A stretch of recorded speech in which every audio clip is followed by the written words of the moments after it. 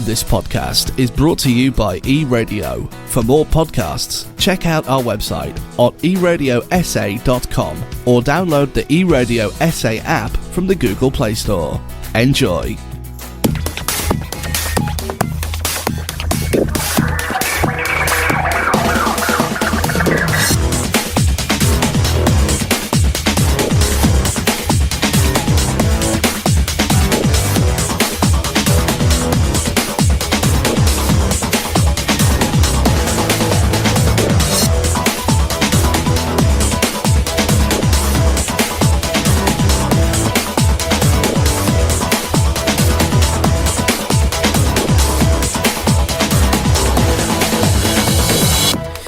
And we're back again, Saturday mornings at 10.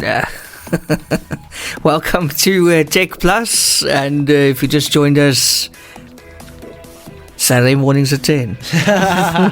It is a Saturday morning. That's our new joke now. It's going to be like our motto. Every Saturday at 10. No, Saturday mornings at 10. It just sounds better like that, I think. It really says very lekker. I think that's a good ad as well, because it's like almost like a catchy tune. It gets stuck, What in your was that head. one show that you always knew exactly what time it was? You showed up for that, never missed a beat. That must have been in my high school year, Eon and Kaine, every night, Really, 6:30. Wow, that must have been in the lives of so many South Africans. At command, I could remember the Steven DeLon song, which I think is. It was quite a high-pitched song. I remember walking. You walk through the neighborhood. Hey, Yes. the original one.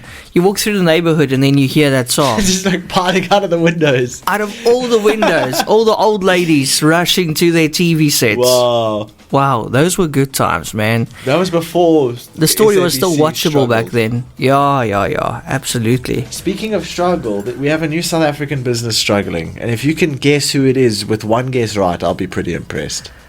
Oh, okay, well, yes, there's a lot of them struggling, eh? South African Police Service. South African Post Office. It's because it's SAPO versus SAPS. They should really get better acronyms. Close enough. So SAPO, or okay. South African Postal Service, has reported to Parliament that they require a casual bailout to avoid their entity going into liquidation sometime next month. The amount that they require is 3.8 billion rand. Oh my goodness. Yeah, I know. They've been battling for years. But I mean, who's still sending mail that way? And there's no way. There's no ways they're going to sell enough. They're going to sell enough stamps to get that back, right? Listen, but seriously, tell me, when last did you receive a letter in the mail? The last thing I got in mail. the mail must have been like an account statement or something like that. But they don't even send me accounts anymore. It's just, I don't even have a post box, for God's sakes. You know what's funny? I think the only thing I really receive via mail frequently is the municipal bill. They've got a whole business to deliver their bills. Oh, shame. No, that's a bit, they have to get with the times. But I mean, I don't even have a post box, eh? No, I don't either, and that's always something that my parents had. I mean, they always had a post box. I miss it in a way, because remember when you had like pen pals and they wrote to you and you waited for like 4 weeks for them to write back, and then you rush to your mailbox and then you find all these advertisements and brochures and stuff, junk mail and stuff, and then in between it you find the perfumed letter from your long lost love.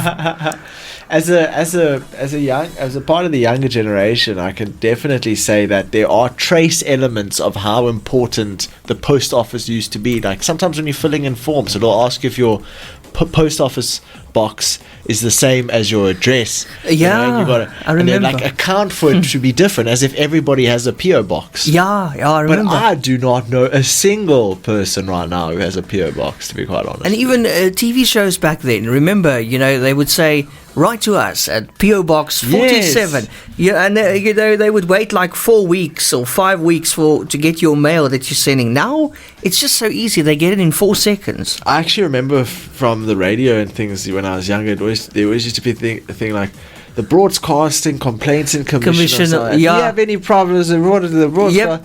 Yep. Then you can write a letter. That thing's still going, but now luckily they've got an email address. Evolve. But I wonder what would happen if can I still post something today? Yeah. Obviously not a parcel, like a letter. Can I still post it, and will it reach the person? No. Now we just go there and we just give things we want people to receive, but know they're not going to receive. It's like a sign of good faith. So it's going to get lost. Yeah. So no money in the cards or anything. All jokes aside, I think your parcel will arrive, but I have notoriously known the post office to take the world's longest amount of time. I even know when you get something international, I think that's where the post office plays the biggest role, especially if they're not going through like a local South African business like DHL or the courier guy. Then it goes to the post office, and this is the craziest thing for me. I couldn't understand it. What they do is when you receive a post from overseas, and I'm sure everybody knows this, but they do send you something. They don't send you the box. They don't put the box. They drive out. Instead of taking the box, they take a piece of paper. They write on the piece of paper, okay?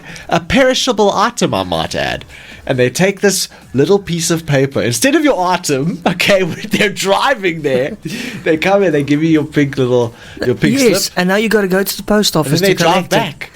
What was that all about? They come deliver they make the trip. It's no wonder they're in financial difficulty. It's because of all that petrol they wasted. They delivered parcels that never got delivered. They just dropped off a pink slip. Anyway, you would get this pink slip, and I think out of the 10 things I've had delivered in my life internationally, I've probably lost that slip like 4 times. And my goodness. As far as I remember, I didn't get my stuff. So you need that slip, eh? Otherwise you can't go and collect it. It's the most valuable item. It's still there somewhere in the post office, totally whatever. Replaceable.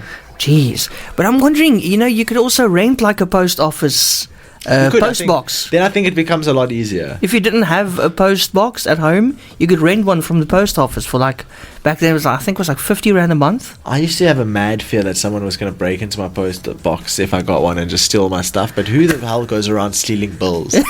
Well, as long as they pay it. The serial bill thief strikes again. People are left clueless as to how much they owe. No, if they pay the bills, it's fine, okay?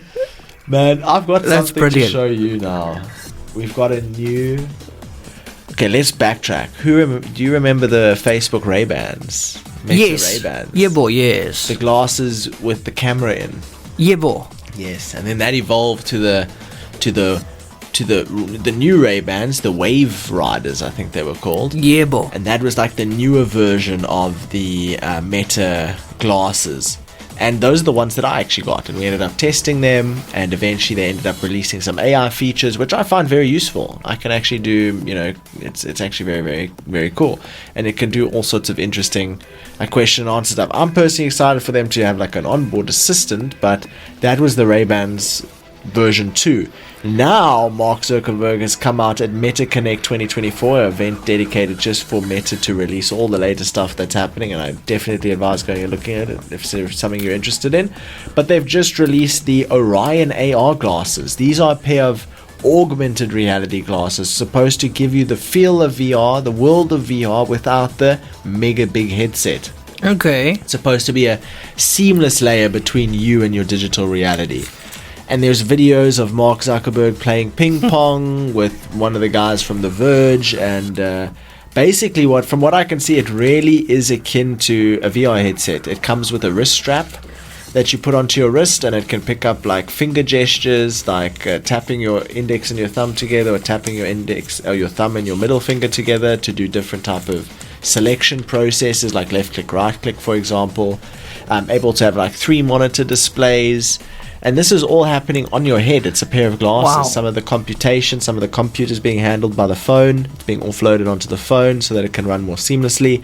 But that pair of glasses are not ever going to be sold to the public. They're just to show us what Meta has coming in the next few years. So basically what I just said there is a glimpse into the future of AR glasses. They had videos where they did things like...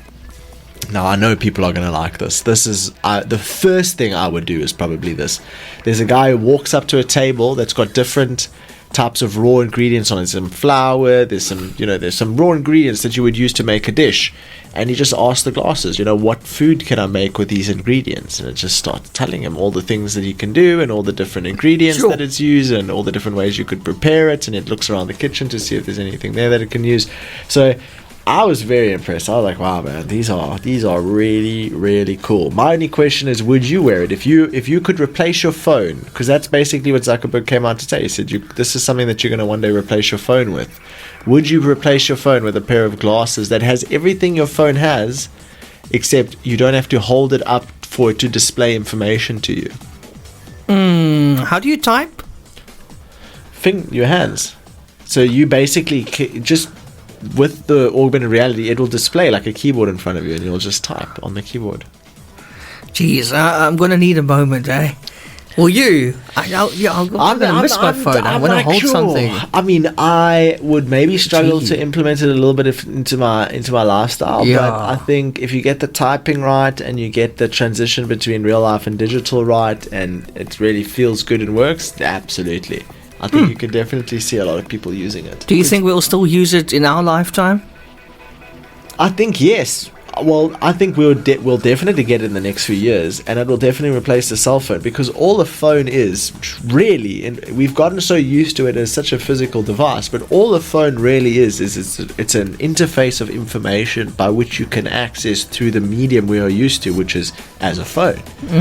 But when that phone exists without you having to pick it up, without you having to push an unlock button, without you having to point and shoot, without you having to remember not to forget it at home, then all of a sudden it becomes a different kind of device. Same device, different medium to interface with the device.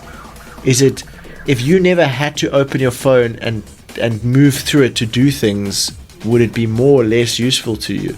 If you could fully control your phone without actually having to interact with it, it could all be done through something like thought alone. You probably wouldn't walk your phone around every day. Yeah. If you could get everything done without having to use it, and you could display your phone screen in different places around your house, and it would always be up and around you, it would be like, why would you have a phone, a smartwatch, a smart ring, and, that? So I think that's definitely where we're going to go. We're going to see the evolution of the mobile smartphone turn into some augmented device that is actually a part of your day-to-day more than an object which you carry through your day-to-day. So you're going to see people snatching eyewear nowadays. I don't think it's going to be in the next 5 years, but I definitely think you're going to start seeing it. Just somebody yanking a pair of glasses off somebody's face. There's just so many uses for it by which people would not be able to comprehend, because we're so used to the traditional medium of interfacing, but everything's built in. You get in your car, you want to go somewhere, built-in GPS. Yeah. You're walking around, you want to go somewhere, built-in GPS. On the ground is an arrow pointing you where to go. In a foreign country, don't know what to do, looking at a bunch of different doors with different icons on the door, turn the AI on, it will put in writing above the door what each door means. At a shop, want to buy something, don't know what food there is, automatic translation in real time right in front of you. In a place that's very confining, don't have enough space, doesn't matter, your AR glasses can display a heads-up display, and you can interact with the PC with like 3 different screens directly in front of you in a small little confined like passenger aircraft, for example. So I think those kind of use cases are going to be where that device shines, but it's not going to be this year, that's for sure. But it's coming. Okay, not this year. Okay, so we won't have it in the Christmas box. It is definitely on its way. Next up, MultiChoice and American Media Titan are going to be putting a little bit of cash, just a tiny bit of cash, into Showmax. And by a little bit of cash, I mean a lot of cash. 2.8 billion rands worth of cash. What? Going into Showmax. MultiChoice has announced that along with the American media conglomerate Comcast, which we have spoken about it before in acquiring even more shares of Showmax, has provided a $164 million or 2.8 billion rand in funding to Showmax since the 1st of April 2024. Imagine you had a business and you just got loaded with 2.8 billion rand to make that business successful. 2.8 million will already be enough. Don't even need 2.8 billion. But why not? I wonder how much of that's going to go to buying content. The South African pay TV operator entered into a deal with Comcast subsidiary NBC Universal Media, for anyone who doesn't know, and Sky in April 2023 with the aim of turning Showmax into Africa's leading video-on-demand service. NBC Universal acquired a 30% stake in Showmax and supported it by licensing content from its Peacock, NBC Universal Pictures, and Sky platforms. By the 31st of March 2024, NBC and MultiChoice had provided just over $120 or 2 billion rand in equity funding to Showmax, bringing the total invested to $284 million, or 5 billion rand basically has been invested since 2023 into Showmax. Yes, like it. If you look at Showmax, you wouldn't even see the money. So I'm wondering, is it really going to content?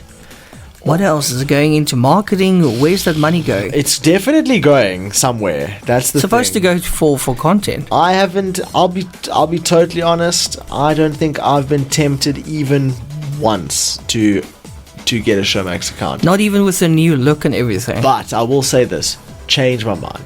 If you're in the audience and you think like there's a show that you're watching, or there's a shows that you're watching, or there's a use case that you have, and you feel like this is really, something worth talking about, tell us, and we will definitely talk about it. But make us cancel Netflix. Make us cancel. Change our mind. You know that meme where a guy's just sitting by the table. Oh, that table. Yes. Yeah. That's our poster now. That is so crazy. Then we have some other information as well. We've got people who have been playing the PS5 Pro who've been coming back. Anyone who doesn't know, the PlayStation 5 came out about a few years ago, and over time we've seen a lot of different games get built for it, but no PlayStation Pro. Since the PlayStation 4 came out, we did have a PlayStation 4 Pro, but we didn't have a 5 Pro. Now it has been announced and released officially that we are in fact getting a PlayStation 5 Pro, and some of the testers have been able to get their hands on it and have made the clear kind of verdict that this thing definitely runs better. Probably the best way to play Sony games is going to be with the PlayStation 5 Pro. So the only thing that I'm worried about with the PlayStation 5, to be totally honest with you, is I read somewhere that for some people who might still have PlayStation 5 games that are exclusive to the PlayStation 5 non-Pro version, those same games might release DLCs that are only exclusive to the Pro version, which is asking a lot, because you're technically asking someone to put in another 50,000 rand to play the same game they've always had, but the update, it's like a big ask. But alas, it is out, and I'm sure we'll see it around, and there's nothing better than when a Pro version comes out. For anybody who doesn't have a PlayStation 5 yet, or has a knocked down, broken one, and you need to upgrade or change or get a new one, nothing brings the price down like a brand new version, So that's probably something really, really exciting we can look forward to. And then also we're taking a look at some other news in South Africa as well. We have Eskom, who's recovering apparently diesel debt through some massive price hikes. So I don't know if you've seen, but electricity's gone pretty expensive, eh? And now they want to hike it next year by 36%. That's why all the political parties are protesting at the moment, because all in all, some of your lower income households won't be able to afford electricity at all. That's crazy. In fact, so that will kind of be the return of load shedding, where people won't have electricity, but not because Eskom can't deliver it, because it's too pricey. So they'll be with expensive candles and stuff. Yeah, that's wild. A 36% increase to make up for their own diesel bill and all that kind of stuff. That's going to be hectic, eh? 36% is no joke. It's a massive increase, and it's approved, which is just Well, they're trying to stop it now. They've got petitions and stuff going, so hopefully that's going to work. I don't know. We can't say. Not much control we have, eh? No, not at all. That's crazy. But you know what we can control? What's that? The music. The music. Let's go for some music. Play it. That was great. 10 out of 10. And we're back here on TechPlus. If you just joined us, hello to you and welcome. Interesting story this weekend. Standard Bank reported a significant decline in the number of transactions taking place at its physical branches. And this makes sense because, of course, the reduction highlights a notable shift towards digital banking channels. The number of transactions fell by 13% in the first half of 2024. But also during the same period, online transactions surged by 30%, reaching 1.5 billion. ATM usage also grew by 8%, with transactions rising to 104 million. So more and more branches closing. You see them closing branches in mainly the smaller towns. Like in our area, a good example will be Sedgefield, closing branches there and getting people to come to the nearest town, which would be Neisner or George. So that's kind of the thing they're doing now. But I mean, essentially everything's going to go online. It is. It already is happening. It's happening. Look at how people are buying their groceries. Look at how people are ordering their food. Even in Neisner. I'm not even leaving the house. I can't remember when last I was in the actual store. When I go to town, I see like Checker 6060 driver, then I see Spar for You driver. That's the only people. Then I see Mr. D driver, then I see a Take-A-Lot van. And then you know what we're going to end up with? What? Just a lot of Checker 6060 shoppers occupying a shop. No actual shoppers. A Take-A-Lot driver is going to come to your house. He's going to have your breakfast, your groceries, your food for the week, your tech. We're not, we're laughing, but that's pretty. That's actually the accurate example would be a driverless vehicle arrives outside your door, just dumps all your stuff. All 5 drones fly out of the vehicle and just swarm your house for any open window. As long as it doesn't come through the glass, Speaking of breaking glass ceilings, Starlink has made some considerable progress over the last few years, but most notably has just passed 4 million users. And now, did you see who bet Elon Musk in America this week? Who? Our very own president. Really? Yeah. There's a photo and everything of them. They met briefly at some kind of business conference in America, and Ramaphosa was really, wooing the crowd and encouraging them to invest in South Africa. Apparently, he had a nice discussion with Musk as well about getting Starlink in here. And all that kind of stuff, and he sort of used his charm to get Musk to invest more money here in our country as well. Whether it's going to work, I don't know. Well, we'll see. We don't know what they spoke about, but that's what they say. Well, I'll believe it when I see Starlink in South Africa. All I know is we've been shutting them out harder than anything. So yeah, I can't believe when I saw the photo of the two together. I'd never thought they would actually meet in person.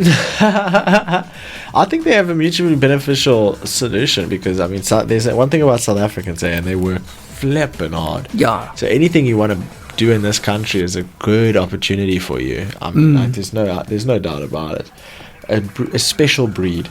Next, we're taking a look at Google has a VR game studio. I think everybody has a VR and an AR studio now. It's just VR and AI studio right now. So Google apparently has a wacky VR game studio, and it just dropped a free game for Meta's headset. So Dimensional Double Shift is a 4-player co-op game from Alchemy Labs and the creators of Job Simulator, Vacation Simulator. Have you seen some of these simulator games? Do you know that you get like grass cutting simulator? What? So you play a game where you drive around, you cut grass in different lawns.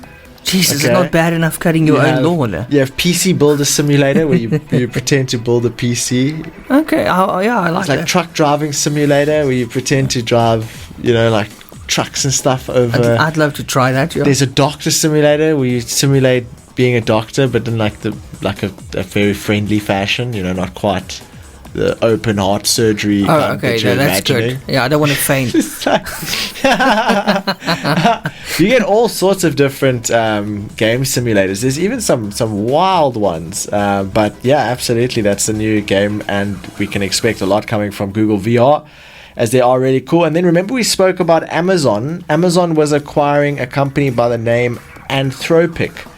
And they've just recently been cleared that they can officially purchase and become an official, purchaser of Anthropic, and they don't qualify for merger control investigation rules. Because that kind of is what happens when these big companies kind of come for one of the smaller guys, and then all the competitor big companies are like, he's starting a monopoly. Yeah. And then they start investigating it and then slow down. But it kind of feels like every single time they make a move, everybody slows everyone. Like they don't use it to do anything good. They just use it to slow down their competitors. Make their feet move a little bit slower, get to the target a little bit slower. But no, alas, there's no anti-monopoly rules there for Amazon. Hey, but Amazon is obviously here in South Africa now.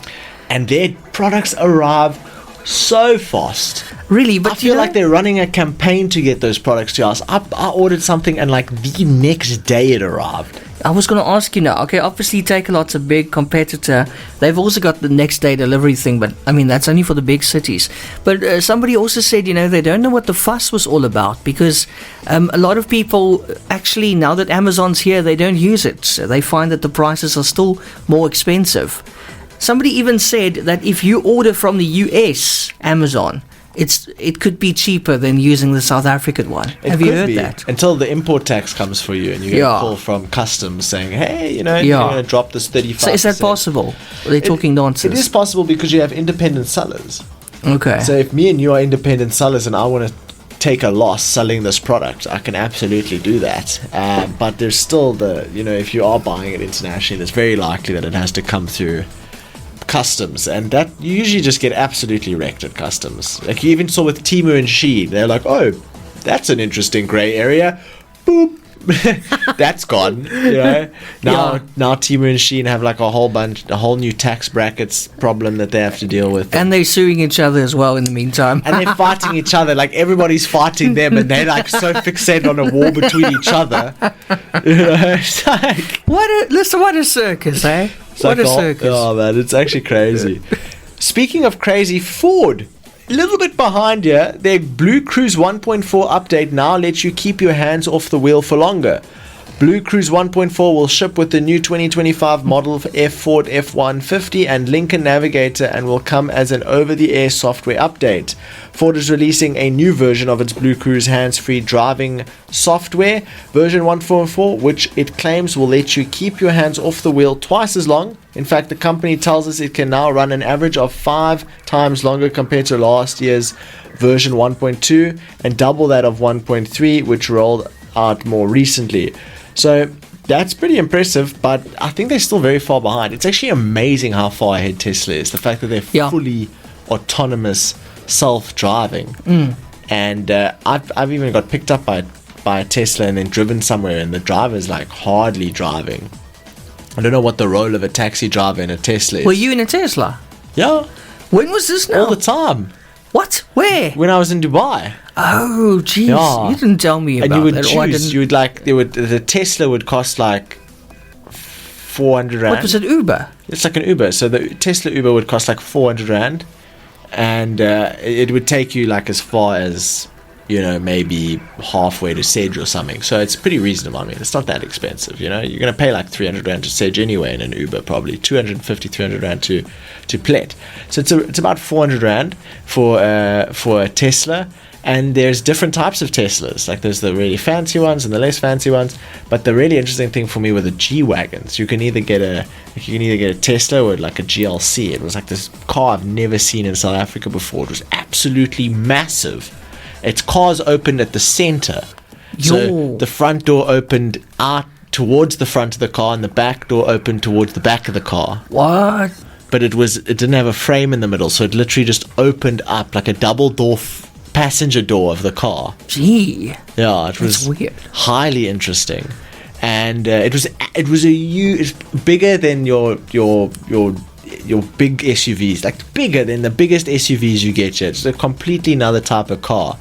And that was actually more impressive to me than the Teslas, because it was just such a large vehicle and so fancy. The inside looks like a Lamborghini. It's just like, wow, just really like a car. It's very interesting seeing a car you've never seen before. It kind of made me feel like a kid again, exploring a new brand. Yeah, exactly. Like, what is this? This is well, you were very fortunate. Yeah, and at the back of the car it has 2 USB ports. Oh. 2 USB-C ports on the side. Oh, wow. That's, for me, I mean, a millennial, bro. Like, that's brilliant, yeah. A USB-C at the back. I mean, a total different from what I'm used to, which is cigarette car charger. Yeah, absolutely. Oh my gosh. So that was a crazy one.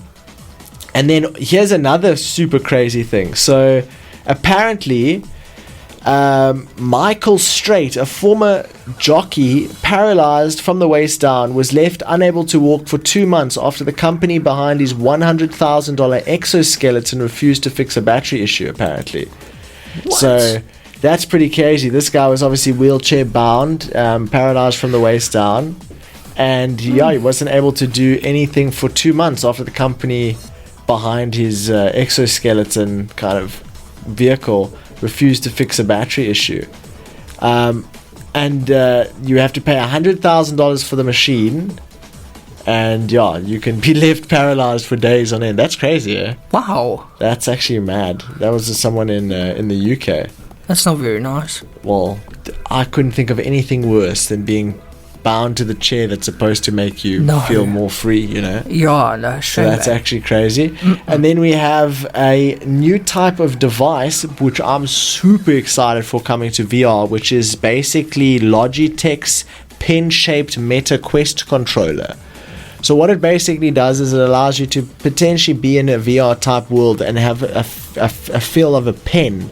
You know, when you're in a normal VR world and you're trying to do a design task, you're using the Oculus Quest controller, which is very much dedicated to being more of like a gun trigger than a stylus. So this is essentially a stylus for VR and allows you to go into VR and do heavy design work like 3D painting and printing and 3D modeling and canvassing and texturing and all that kind of workload with this unique pen-like device. And I'll tell you what, I'd probably buy it if I could. And then we have NVIDIA, and probably the best thing to come to Gamers Note is the new RTX 50 series are going to be coming out soon. And with the 50 series coming out, praise it be, the price of graphics cards go down. So it's an excellent time if you do happen to have a 40 series or a 30 series GPU that's any like 3050, 3060, 3070, etc., or 40 series GPU lying around and you're not using it and you're considering it selling it, I would definitely sell it now and you'd get a whole bunch more money for you. In the same way, if you're looking at potentially buying a 30 series GPU or a 50 series GPU, or a 40 series GPU, if you're looking to buy the 30 or the 40 series GPUs, wait a little bit for that new gen to come out, the 50 series, and you're bound to get a way better price on those devices, especially if it's secondhand. And is it time for a music break? Indeed. Let's do it. And welcome back to TechPlus on this Saturday with myself, Eon and Kaine. We're in the final stretch now of this week's update when it comes to technology. Kaine, what's next? So how into security cameras are you? Do you think you'd ever kit your whole house with a security camera everywhere? I've got one. Would you go so far as to put many everywhere? Would you be like totally crazy about it, or would you just have it for peace of mind? I want more. Really? Yeah, I want at least two more. What is the outdoors ideal setup, would you say, for a camera setup? Well, mainly outdoors, just at all the entrances and exits, Not really inside, because you'll see when somebody's coming in. And do you think you would rely on the AI to notify you of when it detects movement, or would you like... I'm already relying on it to detect movement in my backyard, and it's working amazingly. Them. I just get a message, motion sensor alert, backyard. Then I check, and then it plays the last 5 seconds, and I can see what happened. It's usually a cat. No, because I always find it quite interesting how we've evolved almost indirectly. No one came to us and told us having TV screens for each of your cameras isn't needed. It's just you don't need it anymore because the software is able to play your supervisor role.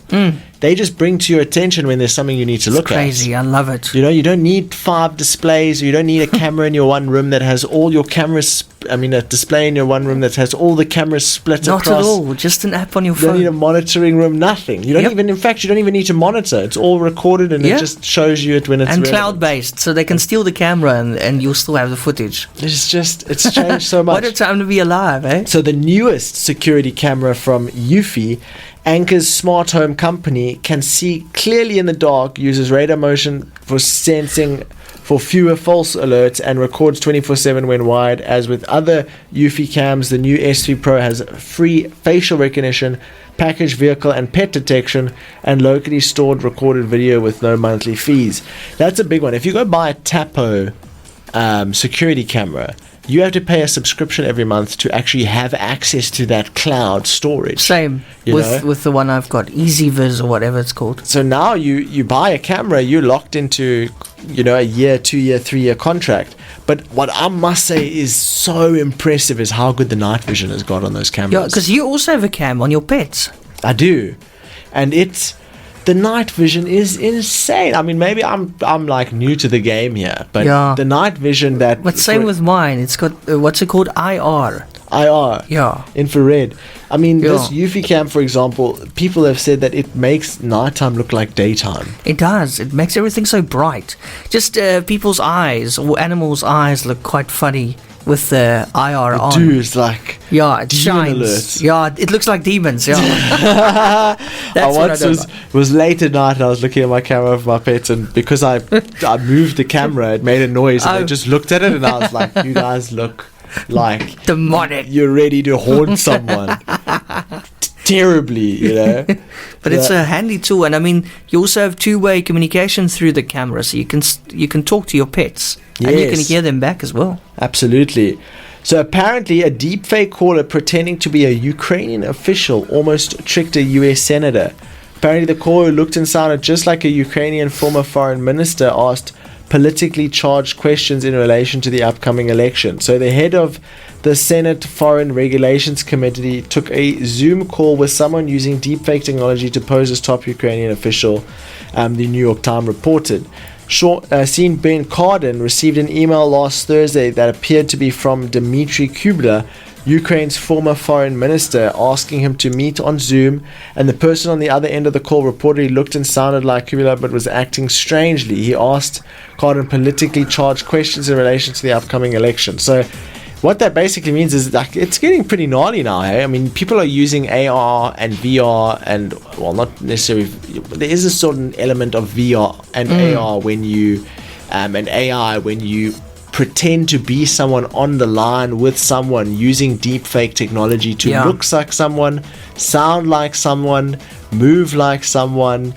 That's some other level of stuff. And I always think of it like, if you don't think it's bad, if your mom called you and just went on a story about something or other about why you needed to quickly send some cash, how likely are you to be like, "Mom, are you AI?" You can you know what my mom would say to me if randomly in the middle of her asking for help, I just stop her and be like, "Can you just be honest? Are you AI right now? Is this AI?" Like, what would she say? What would she say? Yeah, are you high, bro? I'd spend 10 minutes explaining what AI is. It wouldn't is she work. Listening? So you just wouldn't know. The average person just is not going to assume. But maybe you could say, "Hey, I just want to stop the call quickly, and I just want to ask you a question," and then ask them something that AI wouldn't know, or ask them something only Google would know. And your mom wouldn't, so that you can question their intelligence. Like, hold on, like, how did you know that? Like, exactly, break it down for me. Yeah. Like, what was the song that played at your wedding or something like that, But fake, go on the internet and put Easter eggs. Like, start talking about different songs that was at your mom's wedding. Start playing into it. Leave Easter eggs to honeypot them. Man. Oh, that's interesting. On that note, is it time to end? It's time to say goodbye. Kaine, thank you so much for another great show. And that's our final one for the month of September. Eh? Can you believe it? It went so fast. It really is. I mean, we can just as well put the Christmas decorations up. And it's another cold weekend. I don't know where spring is, and I certainly don't know where summer is. It's like they very late this year, hey? When I walked into Mr. Price home, I saw they already have their Christmas stuff out. Are you serious? I was just not even Halloween yet. But they say in America, holiday. After the Halloween decorations come off, the Christmas decorations go on in America. They just skip that part. Get the Christmas ready first. It's really, I mean, just look at what's left of my diary here for 2024. The year is gone. We're not ready. Yeah, we're not. Jeez, we just started. Anyway, that's the end of today's show, and also all the best to the box playing this afternoon at 5 o'clock. We hope you're going to win this one. Just keep Marnie Libok away from the kicking duties. Please keep him away from all anything to do with kicking over what do you call this? The posts. Ja, please. Moenie laat hy paal toe skop nie. Thanks, Scale. Have a lekker weekend. And thank you so much for everyone listening, and see you same time, same place next week. Cheers. Bye-bye.